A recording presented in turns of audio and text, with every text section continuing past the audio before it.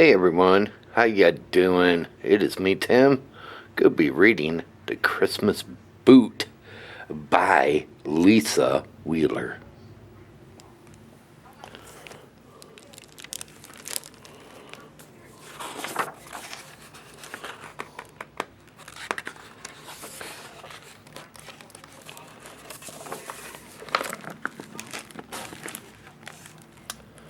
Deep in the forest on Christmas morning, Hannah Greyweather gathered bundles of kindling wood. For her, this day was no different from any other day. As she went about her chores, she chatted to the forest. She talked to the mountains, but mostly she spoke to herself. Brr, she said to the mountains, will this winter ever be over? It, it chills my bones. The mountains didn't answer.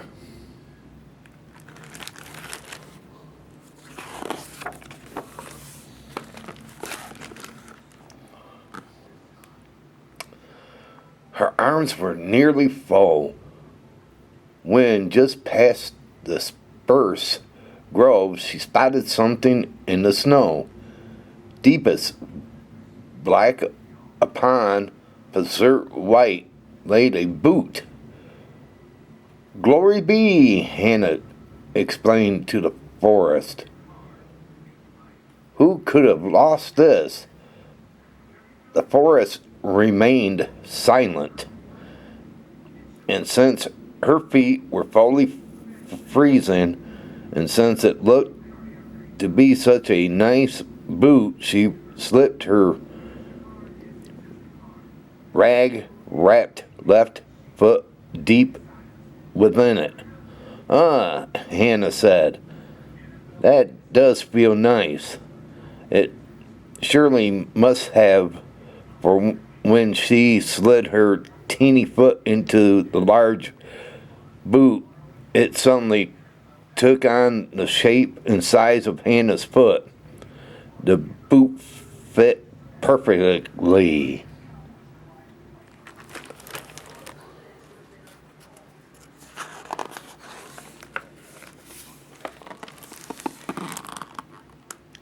Hannah headed back to her ramshackle cabin, limping her way through the snow. Her worn foot stepped nimbly as her cold right foot struggled to keep up. This boot was quite a find, Hannah said to the walls of her cabin. Where do you suppose it came from? The walls did not apply. As she slipped into bed that night, she stared at the boot and said, I only wished I had your mate. Then she drifted off to sleep.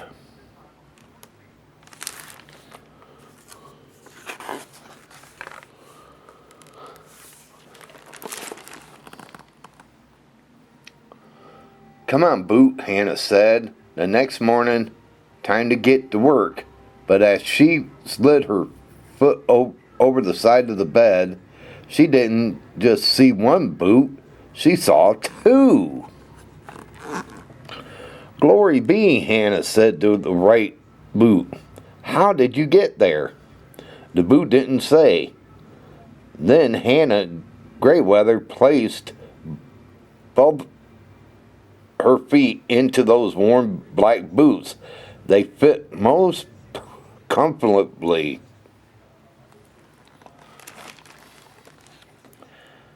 As she went about her wood gathering, Hannah had a spring in her step that hadn't been there for years.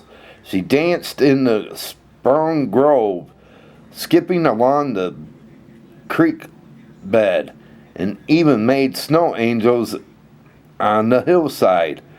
Her feet felt wonderfully warm.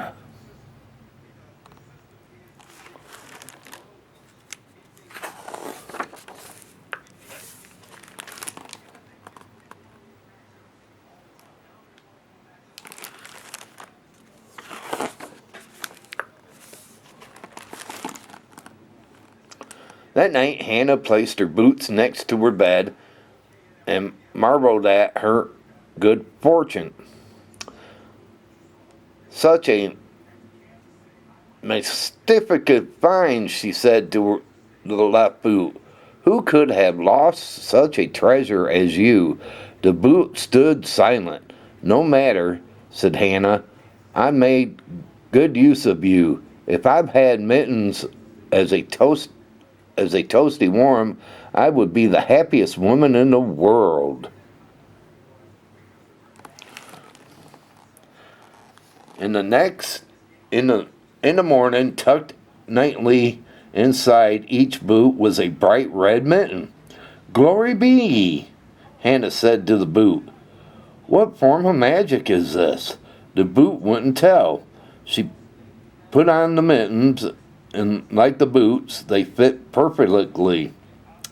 If the boot is magic, Hannah said to the mittens, will it give me more? Will it give me a fluffy feather bed, a fabulous feast, a big fancy house? The mitten stayed mute. I suppose that is too much to ask, said Hannah. I best get about my chores.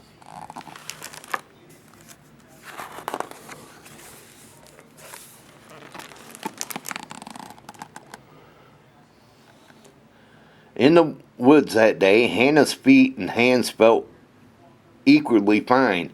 She climbed a mountain trail, gathered chestnuts, and built a towering snowman. As she strode home, an amazing sight met her eyes.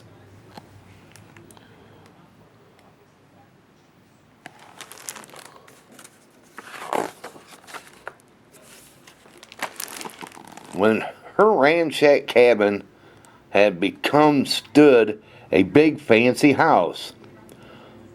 Luxurious smells drifted from the open doorway. Glory be, Hannah said to the house. How did you get there? The house didn't say.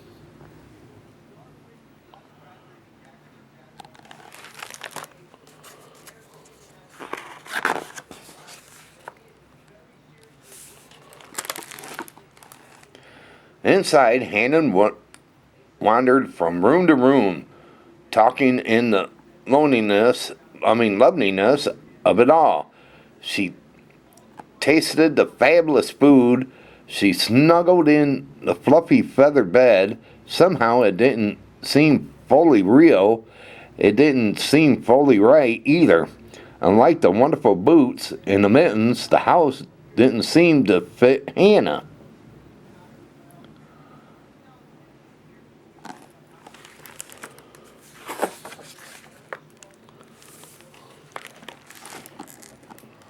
Suddenly, there came a knock, knock, knock on the fine front door.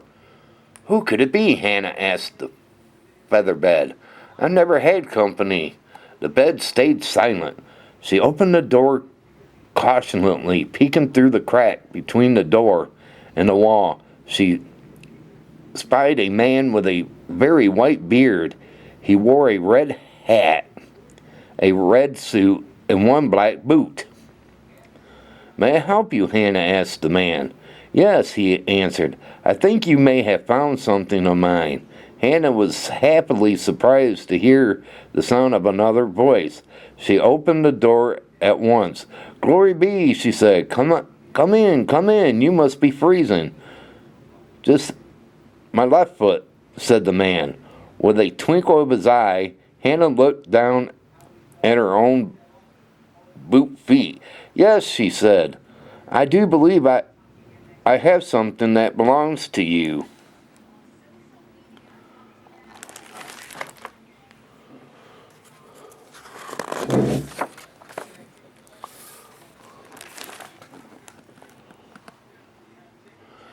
She fixed the man a cup of tea. She served him chestnuts. They talked of everything and nothing deep into the night. Now, she said, I'd best give you your boot so you could be on your way. When the man placed his large left foot into the boot, it took into the shape and the size of his very own feet. "Ah," he said, "that does feel nice."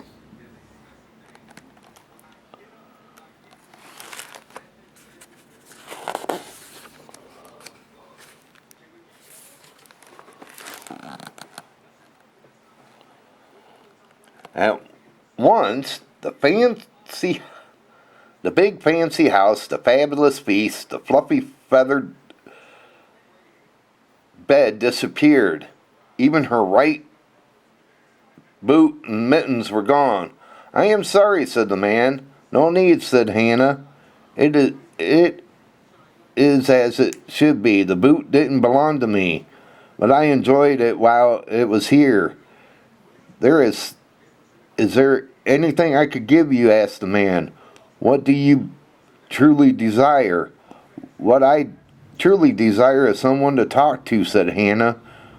"But warm boots and a pair of mittens would be mighty fine."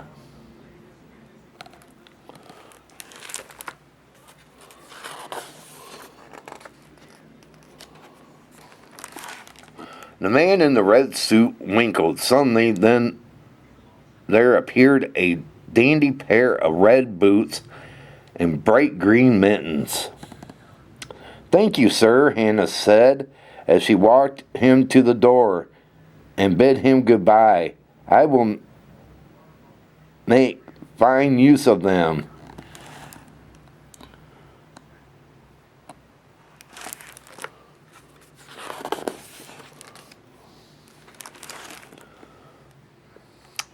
That night, as she climbed into bed, Hannah said good night to her new mitten and boots. "Arf," the left boot answered. "What?" Hannah cried. She peeked into the boot. Two eyes peered back at her. "Arf, arf," she heard again. Then she reached into the boot and pulled a wiggly puppy into her arms. "Thank you," Hannah whispered to the night sky as she held her new close friend. The night sky answered.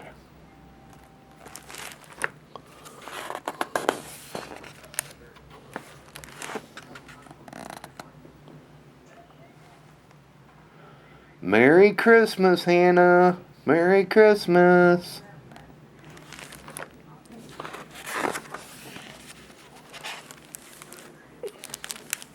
Well, everyone, I hope you enjoyed the story of the Christmas boot. And if you did, give it a thumbs up. And I hope you all enjoyed it. And please pass this video along to someone that might enjoy it also. Thanks for watching. Y'all take care and vlog over.